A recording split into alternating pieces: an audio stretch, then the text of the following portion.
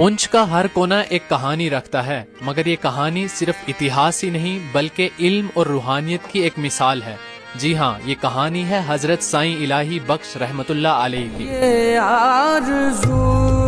تھی تجھے گل کے روبرو کرتے۔ حضرت سائیں الہی بخش رحمت اللہ علیہ مہنڈر پٹھانہ تیر سے تعلق رکھتے تھے، جنہوں نے کچھ عرصے برٹش انڈین آرمی میں سروس بھی کی، لیکن پھر سروس چھوڑ کر اس جگہ قیام پذیر ہوئے۔ کہا جاتا ہے کہ جب برٹش جرمنی وار ہوئی تو حضرت عراق کے اندر موجود رہے اور دن کو سروس دے کر رات کو پیران پیر حضرت شیخ سید عبد القادر جیلانی علیہ رحمہ کے دربار میں حاضر رہتے۔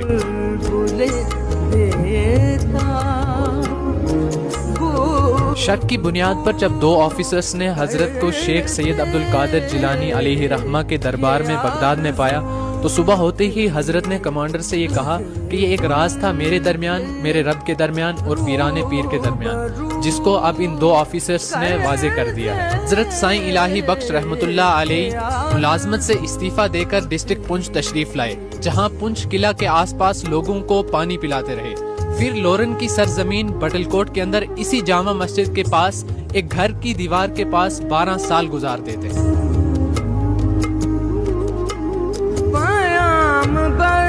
خواجہ غلام صاحب جن کا تعلق منڈی سے تھا آ کر عرض کرتے ہیں حضور دعا کریں میری آخرت اچھی ہو جائے، جس کے جواب میں حضرت نے یہ فرمایا کہ پہلے شخص آپ ہو جس نے دنیا نہیں اللہ کا قرب اور اپنی آخرت کی دعا کے لیے کہا ہے۔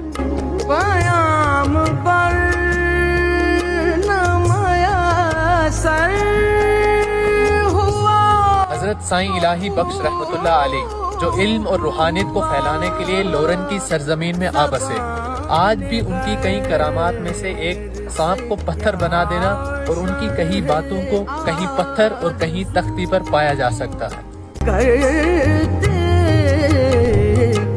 زبان غیر سے کیا شرح آرزو کرتے،